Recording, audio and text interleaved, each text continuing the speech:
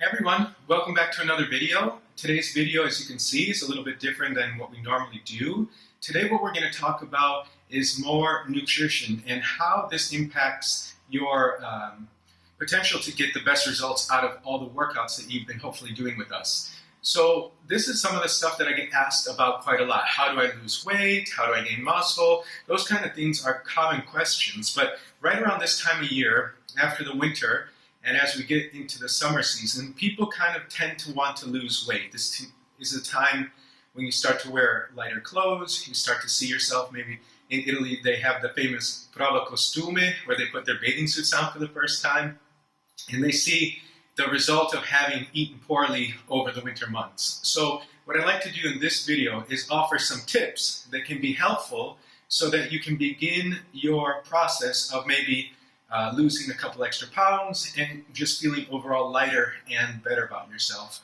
So there's a lot of tips with all this. I mean, it's a very complex discussion, but one of the things I think that's very important that most people don't realize or don't do is they don't really set a specific date or event or goal to work towards. They just kind of say, well, I want to lose a few pounds and I'm going to slowly do it and I don't really know how, but I guess I'll eat a little bit less. And while that is okay, I tend to find that people who get the best results because they specifically set a date and a goal. So for example, today is, like towards the end of April.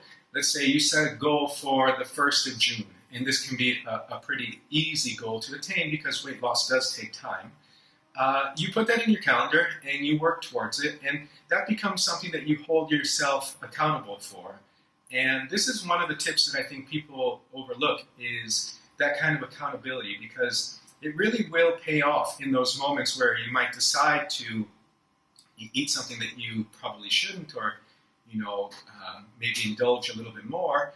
And that kind of accountability is really a very successful tool to losing weight, even if just a little bit of weight. So this is one tip that I think is very helpful for people to go about this process. Now, another thing that I think is very helpful that a lot of people don't know even maybe exists is you can track the food that you eat. So there's a lot of applications out there, the most famous being MyFitnessPal, and I'll link it in the description so you can download it on your phone.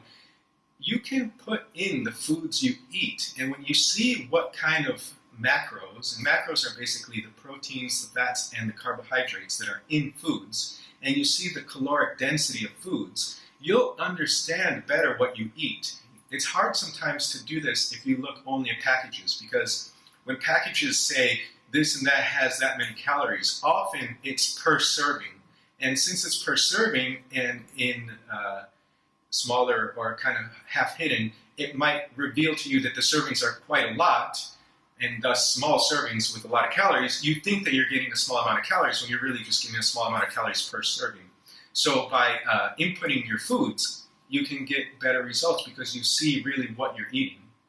One of the things that I think surprises most people, for example, is the amount of calories in things that you wouldn't even think about. So for example, olive oil, which is one of the best foods you can eat, and I highly suggest having healthy fats like that in your diet, is very calorically dense. So if you put olive oil on your salad maybe and you don't really think about what you're doing, you can easily put 300 or 400 calories on a salad that you don't necessarily need. It doesn't really add so much more to the flavor. You could get a lot of flavor by maybe making a vinaigrette or with like a mustard sauce that has a lot less calories, but it's simply just that you don't realize you're doing it because we tend to not think about those things. So what I'd like you to consider is maybe downloading one of these applications and just start to track your food to get an idea. You don't have to go crazy with this, but it's a very useful thing to do, because once you have an idea of what foods really weigh as far as their caloric density, you'll understand much better how to limit certain things. And often, by taking out one or two little things, you'll save hundreds and then consequently thousands of calories over a few weeks. That leads to weight loss. So that's another tip, and I think it's a very good one.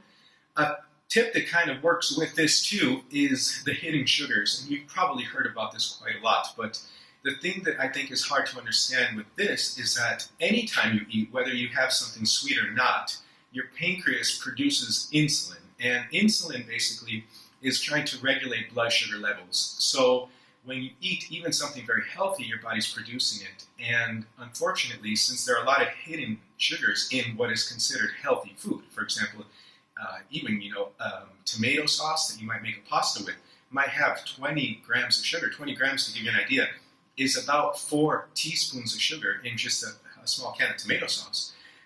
Will then make your pancreas work even harder. So what happens as a result of that, you're getting into the realm of insulin resistance.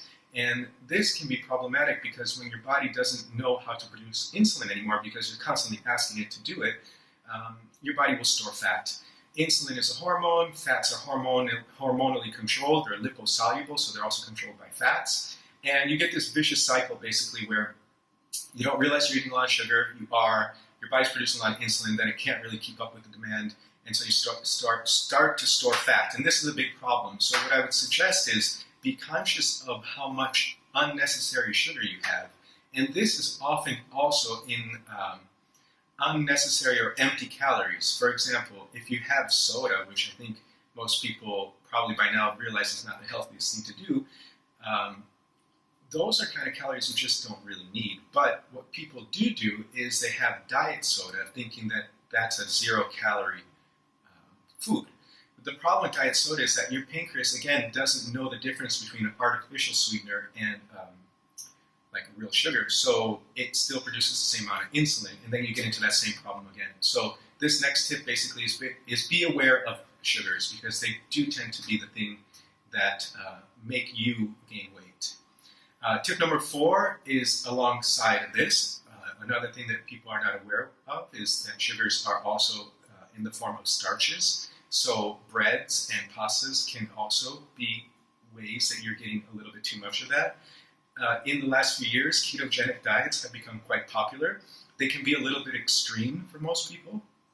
And what we can do is find out, based on your BMI and your BMR, how many macronutrients you need of each of the 3 categories, proteins, fats, and carbs. But you'll notice that for most people, if they cut down the carbs a little bit, that can be a way to easily lose a little extra weight. And remember, carbs are carbohydrates. So what they basically are is carbon and water. And if you think about maybe a piece of carbon like coal, like let's say if you're barbecuing and you think what coal looks like, it's basically a sponge. And if you think about water in a sponge, you're just getting this filling sensation of having too much water retention. So this is another way that you can lose a little weight by making a very simple modification to your diet.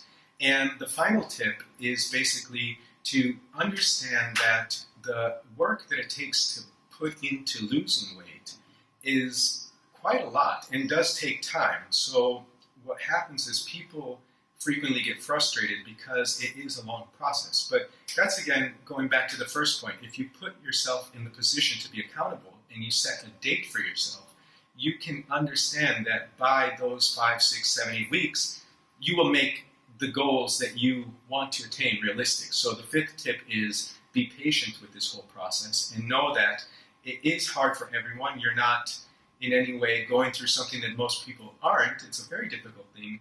But what you'll realize through this whole process is that if you can begin to be more aware of the foods you eat, then you will find yourself in a position where if you decide to lose weight, it won't be so hard because you already have a healthy lifestyle. And that's really what we want to promote here. So the whole point of all this is also to introduce you to a new service that we're having, which is an assessment that we're providing with our website. So you can be able to click the website, which is also in the description, and go to digital services, and we will provide for you a complex, comprehensive assessment that will outline what your macronutrients are, what your needs are as far as energy expenditure, and allow you to have a very clear clinical understanding of what you should do, and allow you to lose weight in a way that's very scientific. So these are all tips to get you started, but if you're really interested in going deeper and to getting some more immediate results, please come and visit us at our website, and we'll be happy to help you. I hope you find this helpful, and if you like this kind of content, please subscribe to our channel and give us a thumbs up, and we look forward to seeing you soon. Best wishes and stay well. Talk to you soon.